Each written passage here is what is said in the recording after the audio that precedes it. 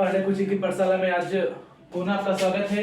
और आज मैंने बताया था कि जो स्वर होता है, क्योंकि मैंने बताया था कि वर्ण के दो भेद होते हैं, पहला स्वर वर्ण और दूसरा अव्यंजन वर्ण। मैंने स्वर वर्ण बताया था कि जिस वर्ण का उच्चारण स्वतः यानी अपने आप होता है उसे हम स्वर वर्ण कहते हैं।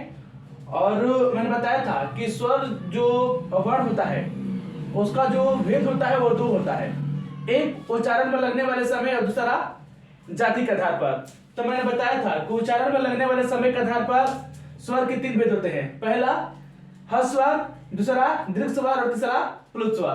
तो मैं आज पहला जो उसका भेद है जिसका नाम है ह्रस्व वो लेकर आया हूं।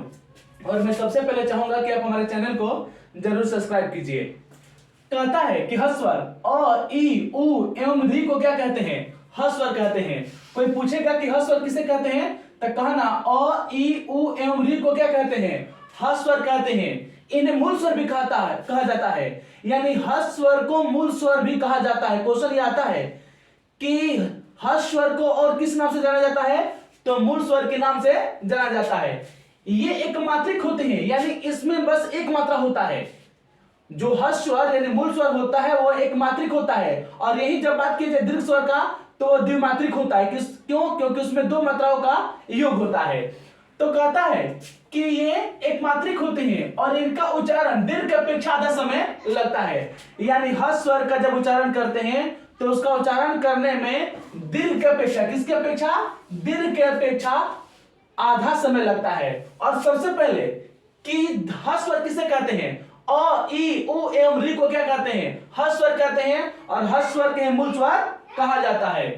अब कहते हैं कि एक मात्रिक होते हैं, इसमें एक मात्रा होता है और इसका उच्चारण जब करते हैं तो उच्चारण करते समय दीर्घ स्वर की अपेक्षा आधा समय लगता है। अब जैसे अ और अ मिला था, क्या हुआ? आ हुआ। आ क्या हो गया?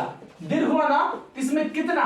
ये दो, पहला मात्रा ये दूसरा मात्रा, यानी दो यहां पर साफ स्पष्ट है कि यहां पर दो दीर्घ का निर्माण आ हुआ है। आ है तो यहां पर क्या लगा है? दो अ लगा है, तब जाकर क्या हुआ है? अ मिला है तो आ हुआ है। लेकिन यहां पर स्पष्ट करता है कि अ क्या है?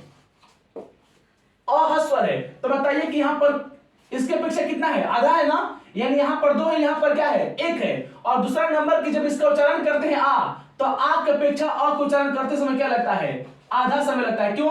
क्योंकि आ दीर्घ है और अ क्या है? ह्रस्व है।